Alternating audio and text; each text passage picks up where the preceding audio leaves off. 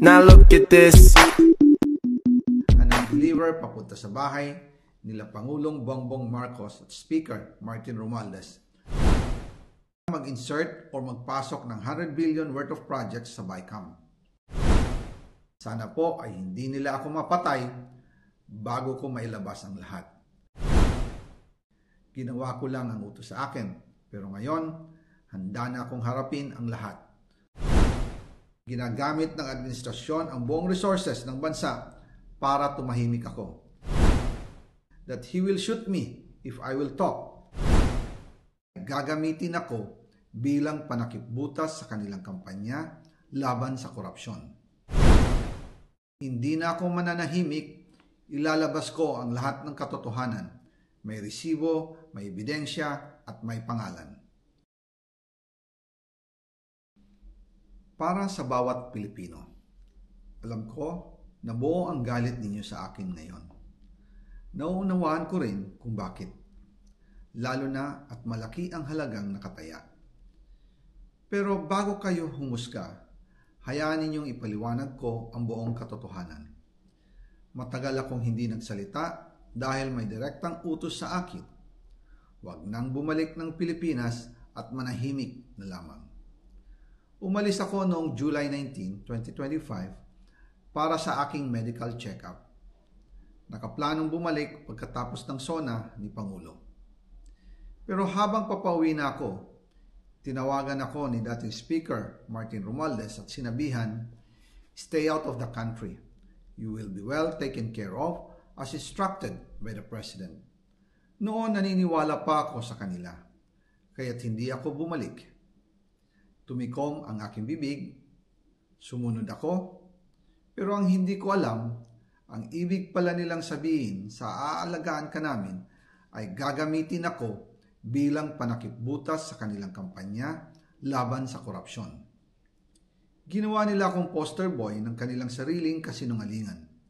Ngayon, hindi na ako mananahimik, ilalabas ko ang lahat ng katotohanan.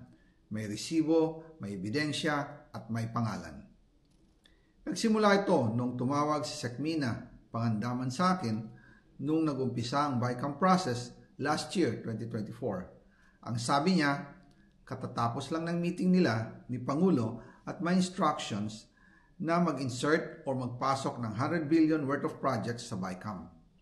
At sinabi pa ni Sekmina, you can confirm with Yusek Adrian Bersamin dahil magkasama sila sa meeting ni Pangulong BBM noong araw na yon.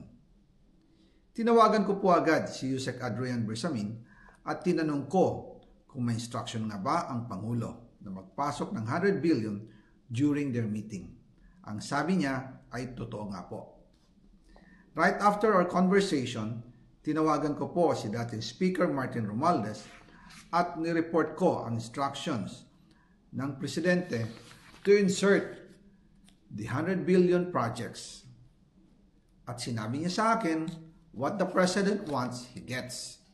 After ng ilang araw, nag-set po ng meeting si Sekmina Pangandaman at Yusek Adrian Bersamin sa amin ni dating Speaker Martin Romualdez sa Aguado Building in front of Gate 4 ng Malacanang at nandun din po si Yusek Jojo Cadiz. During the meeting, binigay po ni Yusek Adrian Bersamin ang listahan na worth 100 billion. Tinanong ko po si Yusek Adrian kung saan galing ang listahan. Ang sagot niya, galing kay PBBM mismo at binigay niya ito mula sa brown leather bag.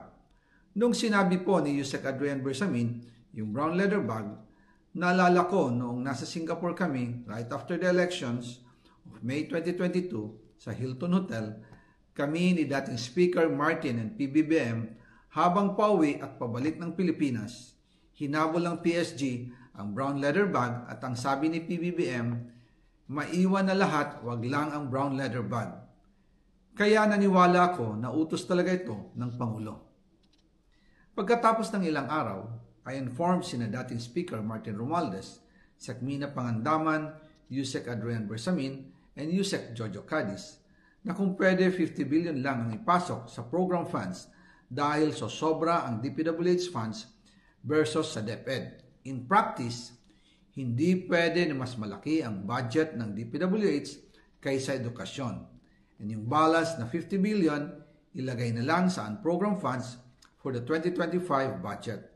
Dahil Office of the President din ang nagre-release ng lahat ng unprogrammed funds.